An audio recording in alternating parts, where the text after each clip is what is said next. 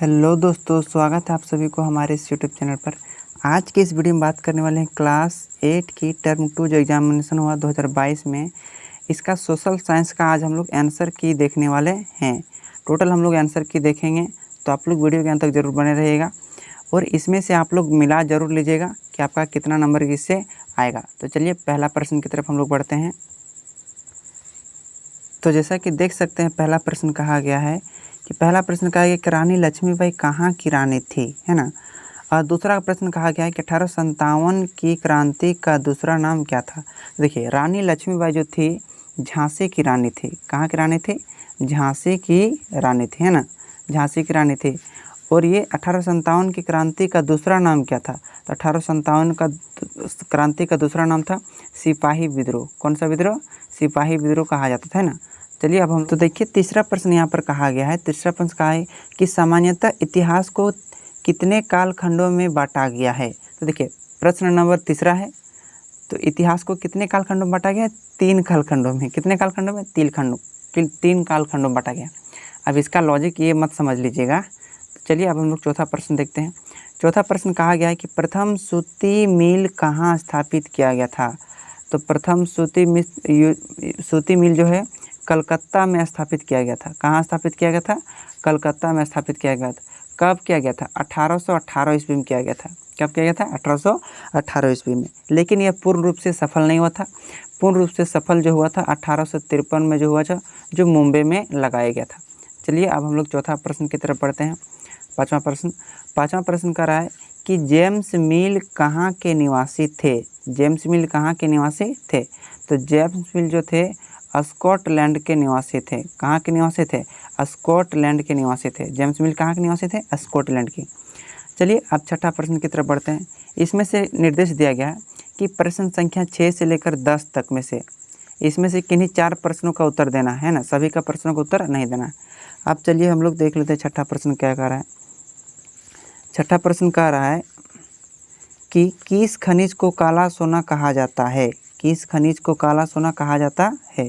देखो, यदि पूछता कि किस अधातु या धातु को काला सोना कहा जाता है, तो अधातु पूछता तो आपका कोयला हो जाता। लेकिन किस खनिज को काला सोना कहा जाता है, तो इसका आंसर हो जाएगा पेट्रोलियम। क्या हो जाएगा? इसका सही आंसर क्या हो जाएगा? पेट्रोलियम हो जाएगा। पेट्रोलियम को काला सोना कहा जाता है। क्वेश्चन नंबर 7वां देखते हैं। क्वेश्चन नंबर 7वां कह रहा है कि आर्थिक क्रिया कितने प्रकार के होते हैं, उनके नाम लिखिए। तो आर्थिक क्रिया 3 प्रकार के होते हैं ना। प्राथमिक क्रिया हो गया एगो ठो, क्या उठे? प्राथमिक क्रिया हो गया। दूसरा नंबर हो गया द्वितीयक क्रिया हो गया। दूसरा नंबर क्या हो गया? द्वितीयक क्रिया हो गया। और तीसरा नंबर हो गया तृतीयक क्रिया। कौन सा क्रिया? तृतीयक क्रिया। तो प्राथमिक क्रिया 3 प्रकार के होते हैं। तो तीनों के नाम लिखिए। तो तीनों का नाम हम लिख दिए। अब चलिए हम लोग 8वां प्रश्न की तरफ बढ़ते हैं। 8वां प्रश्न कह रहा है कि प्राकृतिक संसाधन किसे कहते हैं, है ना। प्राकृतिक संसाधन किसे कहते हैं? तो चलिए इसका आंसर हम लोग बढ़िया से देने के प्रयास करते हैं। तो देखिए यहाँ पर 8वां नंबर का जो क्वेश्चन आंसर है, तो वैसे संसाधन जो प्रकृति द्वारा हमें प्राप्त होते हैं उसे प्राकृतिक संसाधन कहते हैं, है कि नहीं। जैसे सोना ये प्रकृति द्वारा है, चांदी प्रकृति द्वारा, ये कोई मनुष्य उत्पादन नहीं करता है। कोयला प्रकृति संसाधन, पेट्रोल प्रकृति संसाधन इत्यादि बहुत ऐसा चीज़ हो सकता है जो प्राकृतिक संसाधन है। और ये सब हमें कहाँ से प्राप्त होता है? प्राकृतिक से प्राप्त होता है ना। उसे क्या कहेंगे? प्राकृतिक संसाधन कहते हैं। अब चलिए अगला प्रश्न देख लेते हैं। अगला प्रश्न कहा गया है कि विश्व का सर्वाधिक जनसंख्या वाला देश कौन है। सर्वाधिक मतलब क्या? सबसे अधिक। सर्वाधिक मतलब सबसे अधिक। तो सबसे अधिक जनसंख्या जो है ना चीन में है। कितना है? चीन कहाँ है? चीन में। इसके बाद आपका सेकंड नंबर में कौन आता है? इंडिया आता है। कहाँ कौन आता है? इंडिया आता है ना। तो चलिए 10वां नंबर क्वेश्चन कर रहा है कि कृषि के प्रकार क्या क्या है। कृषि के प्रकार क्या क्या है? तो चलिए इसका हम लोग आंसर देने के प्रयास करते हैं। तो देखिए कृषि के बहुत से प्रकार होते हैं ना। तो यहाँ हम प्रमुख 2-3 ठो लिख दिए। तो कृषि के विभिन्न प्रकार होते हैं ना। जैसे एक पहला हो गया गहन कृषि हो गया, है ना। दूसरा निर्वाह कृषि हो गया। तीसरा वाणिज्यिक कृषि हो गया, है ना। और भी प्रकार के कृषि होते हैं। चलिए अब हम लोग अगला प्रश्न देखते हैं। तो 11वां नंबर प्रश्न कर रहा है कि भारत में राष्ट्रीय पार्कों की संख्या कितनी है। देखिए राष्ट्रीय पार्कों की संख्या ये बढ़ते रहता है, तो अभी वर्तमान में कितने हैं, 104 ठो है। अब चलिए हम लोग नेक्स्ट प्रश्न देखते हैं। नेक्स्ट प्रश्न कह रहा है कि कानून लड़कियां के विवाह की उम्र क्या है। कानूनन लड़कियों के विवाह का उम्र क्या है, तो लड़कियों का विवाह का उम्र कितना है, 18 साल है। कितना साल है, 18 साल। और लड़कों का पूछेगा तो आपका हो जाएगा 21 साल हो जाएगा। अब चलिए अगला प्रश्न की तरफ हम लोग बढ़ते हैं। अगला प्रश्न कह रहा है कि जन सुविधा की उपलब्ध की जिम्मेदारी किसकी है। तो ये जिम्मेदारी जो है सरकार की है। जन सुविधा की उपलब्धता की जिम्मेदारी किसकी है, सरकार की। किसकी है, सरकार की। अब चलिए हम लोग अगला प्रश्न देखते हैं। अगला प्रश्न कह रहा है 15 नंबर क्वेश्चन में, 14 नंबर क्वेश्चन में कि प्लासी का युद्ध, माफ़ कीजिएगा थोड़ा कम से दिख रहा है, प्लासी का युद्ध अंग्रेजों ने किस प्रकार से जीता। चलिए इसका हम लोग आंसर देने के प्रयास करते हैं। तो देखिए प्लासी का युद्ध जो था है ना, अंग्रेजों ने क्या किया, विश्वासघाती करके जीता। इसमें से देखिए प्लासी का युद्ध में दो जने भाग लिए थे। तो पहला सिराजुद्दौला जो था और दूसरा था मीर जाफर था, है ना। दोनों क्या किया था, एक दूसरे को, ये जो था सिराजुद्दौला जो था है ना, इसका जो दोस्त था ना, यही क्या किया था, विश्वासघात किया था, है ना। तो इसीलिए प्लासी का युद्ध जो था ये विश्वासघात किया गया था और ये युद्ध अंग्रेजों ने जीत लिया था। अगला प्रश्न देखते हैं। अगला प्रश्न कह रहा है कि आधुनिक भारत के ऐतिहासिक स्रोत कौन कौन से है। तो देखिए आधुनिक भारत के ऐतिहासिक स्रोत, चलिए हम लोग इसका आंसर देते हैं। तो देख सकते हैं इसका आंसर होगा आधुनिक भारत के 2 ठो स्रोत है। पहला तो पुरातात्विक स्रोत और दूसरा साहित्यिक स्रोत। तो आधुनिक भारत के कितने स्रोत, 2 स्रोत हो गया। अब चलिए हम लोग अगला प्रश्न देखते हैं। तो 16वां प्रश्न कह रहा है 16वां नंबर का कि यूरोपीय बाज़ारों में भारतीय नील की मांग का कारण बताइए, है ना। तो यूरोप बाज़ार में जो था भारतीय नील का मांग का कारण क्या था, ये वाला हमको आंसर बताने के लिए कह रहा है। तो चलिए इसका हम लोग आंसर देने के प्रयास करते हैं। तो देख सकते हैं जिससे महत्वपूर्ण कारक जो था ना, जो नील का मांग क्यों रहा था, तो देखो क्योंकि दूसरे राष्ट्रों से जो नील आता था, यानी यूरोपीय बाज़ारों में जो दूसरे राष्ट्रों से नील आता था वह रंगहीन होता था, यानी इसका रंग जो होता था गुझ जाता था। गुझने का मतलब सेंस होता है उतर जाना। जैसे आप कहीं बाज़ार में कपड़ा उतर लेते हैं ना, तो उसका रंग क्या होता है, उतर जाता है। तो देहात भाषा में क्या होता है, गूंज जाना कहते हैं। क्या कहते हैं, गुझ जाना कहते हैं। और भारतीय नील जो था रंगीन होता था और इसका गुणवत्ता बहुत ही हाई क्वालिटी होता था, इसलिए यूरोपीय बाज़ारों में भारतीय नील की मांग का कारण बढ़ रहा था, है ना। अब चलिए हम लोग अगला प्रश्न देखते हैं। अगला प्रश्न कह रहा है ना, ये निर्देशक आप लोग पढ़ लीजिएगा कि प्रश्न संख्या 17 से लेकर 19 तक में किन्हीं 2 प्रश्नों का उत्तर देना है। हम यहाँ सभी प्रश्नों का उत्तर दे रहे हैं, अपने हिसाब से आप जो प्रश्न का उत्तर दिए उसके हिसाब से आप मिला लीजिएगा। तो देखिए 17 नंबर क्वेश्चन कह रहा है कि संभाव्य और वास्तविक संसाधन में अंतर स्पष्ट करने के लिए कह रहा है। संभाव्य संसाधन और वास्तविक संसाधन में स्पष्ट तो करने के लिए कह रहा है। तो चलिए इसका हम लोग आंसर देने के प्रयास करते हैं। तो देखिए यहाँ पर दोनों का हम अंतर लिख दिए हैं, संभाव्य संसाधन और वास्तविक संसाधन। तो देखिए संभाव्य संसाधन वैसे संसाधन जिनकी संपूर्ण मात्रा ज्ञात नहीं होती है ना, और इस समय इसका प्रयोग नहीं हो रहा है। तो इसका प्रयोग क्या होगा, भविष्य में किया जाएगा। अभी प्रयोग नहीं हो रहा तो क्या हो जाएगा, भविष्य में किया जाएगा। जैसे लद्दाख में जो यूरेनियम निकलता है ना, इसका उपयोग कब होगा, भविष्य में, लेकिन इसका अभी उपयोग नहीं हो रहा है। तो इसे क्या कहेंगे, संभाव्य संसाधन। इसकी मात्रा, संपूर्ण मात्रा ज्ञात मतलब पता नहीं होता है। तो वास्तविक संसाधन इसका अपोजिट होता है, वैसे संसाधन जिनकी मात्रा हमें पता होता है यानी ज्ञात होता है और इसका उपयोग वर्तमान में किया जा रहा है। जैसे कोयला हो गया, पेट्रोलियम हो गया इत्यादि, और भी ऐसा चीज़ें जो वर्तमान में किया जा रहा है। तो ऐसे संसाधन को क्या कहेंगे हम लोग, वास्तविक संसाधन। तो दोनों में हम लोग डिफरेंट देख लिए। ये डिफरेंट 2 प्रकार से हम लोग लिख सकते हैं, या तो इस तरह से लाइन खींच सकते हैं।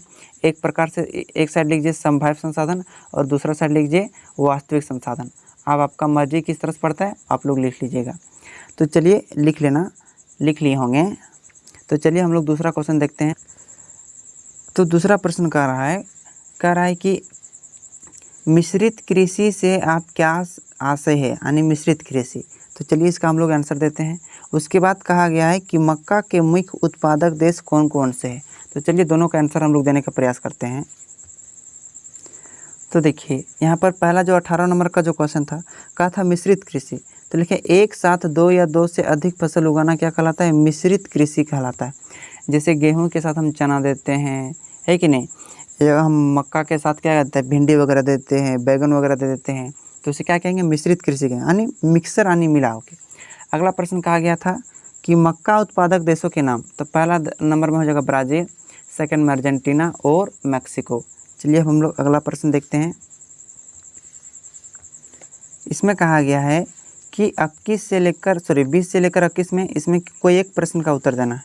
देखिए 20वां नंबर क्वेश्चन कर रहा है कि संविधान में वर्णित किन्हीं 5 मौलिक कर्तव्य को लिखे। देखिए मौलिक अधिकार एक अलग होता है, मौलिक अधिकार एक अलग होता है और मौलिक कर्तव्य एक अलग होता है। तो कोई बच्चा यहाँ पर अधिकार लिख दिया है। मौलिक अधिकार हम लोग को 6 ठो मिला है ना, और मौलिक कर्तव्य हम लोग का वर्तमान में कितना है? 11 है। तो थोड़ा कन्फ्यूज मत होइएगा। उसके बाद अगला प्रश्न इसमें कहा था कि बाल श्रम के क्या कारण है। चलिए हम लोग दोनों क्वेश्चन का आंसर देने का प्रयास करते हैं। तो देखिए सबसे पहले हम लोग समझेंगे कि मौलिक कर्तव्य क्या है। देखिए मौलिक कर्तव्य 11 ठो दिया गया है, इसमें से कोई 5 ठो लिखने के लिए आपको कहा गया। तो पहला हम लोग क्या कहेंगे? मौलिक कर्तव्य राष्ट्रगान तथा राष्ट्रध्वज की आदर करें, है ना। जो हम लोग के जो देश में राष्ट्रगान है जन गण मन अधिनायक जय है, और राष्ट्रध्वज जो तिरंगा जो है ना, इसका क्या करना चाहिए? हमें आदर करना चाहिए। तो पहला हो गया। दूसरा में कहा गया है कि भारत की एकता और अखंडता की रक्षा करें, यानी भारत को कभी टूटने ना दे। अगर ऐसा कभी स्थिति आया तो हमें रक्षा करना चाहिए। थर्ड नंबर कह रहा है कि देश की रक्षा करें। तो देश की रक्षा आप किसी प्रकार से भी कर सकते हैं। अगर आप घर में हैं, अगर आप किसी को शिक्षा दे रहे हैं तो ये भी प्रकार से क्या होगा? देश की रक्षा हो गया। अगर आप पुलिस में हैं तो आप क्या कर रहे हैं? क्राइम मतलब से लोगों को बचा रहे हैं, ये भी देश की रक्षा हो गया ना। थर्ड नंबर कह रहा है कि पर्यावरण की रक्षा करें तथा इसका समर्थन करें। तो पर्यावरण की रक्षा, जैसे वनों में हम पेड़ पौधे लगाएंगे तो उसका रक्षा करना हमें फर्ज बनता है, ये मौलिक कर्तव्य कहता है। 5वां नंबर हम लिख दें कि 6 से 14 वर्ष की बच्चों की प्राथमिक शिक्षा जो है मुफ्त प्रदान करना है ना। तो 6 से 14 साल के बच्चों को क्या करना है? प्राथमिक शिक्षा मुफ्त प्रदान करता है। कौन? आप कोई टीचर कोचिंग संस्थान में नहीं करता है, ये करता है स्कूलों में किया जाता है। अगला प्रश्न कहा था कि बाल श्रम के है ना कौन सा कारण है। देखिए बाल श्रम का जो है ना, बाल श्रम का जो एक मुख्य कारण है अशिक्षा। अशिक्षा, लोगों में शिक्षा नहीं जगेगा तो बाल श्रम हटेगा नहीं। बाल श्रम मतलब क्या होता है? छोटे बच्चों को कामों में लगाना बाल श्रम कहलाता है। जैसे 18 साल से कम उम्र के बच्चों को किसी गैर कानूनी काम में हम लगाएंगे तो उसे क्या कहेंगे? हम उसे बाल श्रम कहते हैं। तथा गरीबी, है ना, क्योंकि लोग अधिक शिक्षित होंगे तो बाल श्रम नहीं हो सकता है कि नहीं। अब चलिए हम लोग 22वां नंबर क्वेश्चन का आंसर देते हैं। तो देखिए यहाँ पर दिया गया निर्देश कुछ कि 22 से लेकर 24 तक में किसी एक प्रश्न का उत्तर देना है। तो 22वां नंबर क्वेश्चन कर रहा है कि 19वीं शताब्दी में लोग लड़कियों को स्कूल जाने से क्यों मना कर रहे थे, है ना। तो चलिए हम लोग इसका आंसर देने की प्रयास करते हैं। तो देखिए यहाँ पर थोड़ा लॉन्ग क्वेश्चन था, तो चलिए इसको हम देते हैं यहाँ पर। तो देखिए स्कूल जाने की इसलिए मना कर रही थी क्योंकि लड़कियां अगर स्कूल जाती तो घरेलू कामकाज पर ध्यान नहीं देती, है ना। स्कूल जाते तो घरेलू कामकाज पर ध्यान नहीं देते, जो घर में बर्तन वगैरह जो होता है, खाना वाना बनाना पड़ता है, ये सब पर ध्यान नहीं देते। और स्कूल जाते समय लड़कियों को एक सार्वजनिक जगह से गुजरना पड़ता था। इससे लोगों को यह धारणा थी कि अगर लड़कियां सार्वजनिक जगहों से गुजरेगी तो वह बिगड़ सकती है, इसलिए 19वीं शताब्दी में लड़कियों को स्कूल जाने से मना कर रहे थे, है ना। अब चलिए हम लोग 23वां नंबर क्वेश्चन का आंसर देते हैं। तो 23वां नंबर प्रश्न कह रहा है कि सतत पोषणीय विकास क्या है, इसके सिद्धांत को लिखने के लिए कह रहा है। 24वां नंबर में कह रहा है कि बहुउद्देशीय परियोजना के नाम लिखे, है ना। इसमें तो चलिए अब हम लोग आंसर देने का प्रयास करते हैं।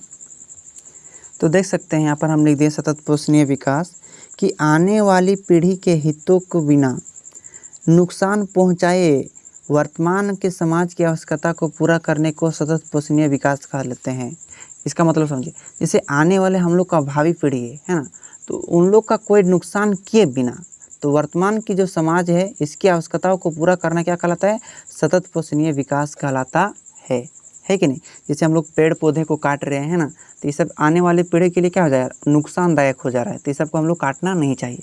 अब देखिए हम लोग 24वां नंबर क्वेश्चन कहा गया था कि बहुउद्देशीय नदी घाटी परियोजना से क्या हमें लाभ है। तो देखिए तो 24 नंबर का आंसर हम देने का प्रयास करते हैं कि देखो इससे क्या होगा? बाढ़ रोकने में सहायक मिलती है, बहुउद्देशीय नदी घाटी परियोजना जो होता है कोई बांध जो होती है ना, कोई नदी में बनाया जाता है। उस नदी का थोड़ा उसका रास्ता हल्का सा बदल कर इसमें क्या कर देता है, इसमें पानी को जमा कर दिया जाता है। इससे क्या हो सकता है, बाढ़ को कम किया जा सकता है, बिजली उत्पादन किया जा सकता है, विद्युत उत्पादन किया जा सकता है, मछली पालन इसमें भी किया जा सकता है जिससे लोगों को रोजगार मिल सकता है। इसमें सिंचाई भी किया जा सकता है, जैसे खेती करने के लिए किसी का पानी खट जाता है ना, तो उसमें क्या जाता है, सिंचाई भी किया जाता है। तो इस प्रकार से 2400 प्रश्न का उत्तर आपका ख़त्म हो गया। तो आशा करते हैं कि आप सभी को ये जो प्रश्न दिए हैं आपके लिए हेल्पफुल रहा होगा और आप लोग मिला लीजिएगा। तो अगर आप हमारे चैनल पर नए हैं तो चैनल को एक प्यारा सा सब्सक्राइब कर दीजिएगा और साथ में बेल आइकन को भी प्रेस कर दीजिएगा। और अगर हमारा वीडियो आपको पसंद आता है तो हमारे इस वीडियो को एक लाइक कर दीजिए और अपने दोस्तों के पास भी शेयर कर दीजिएगा। अब मिलेंगे अगले वीडियो में, तब तक के लिए जय हिंद।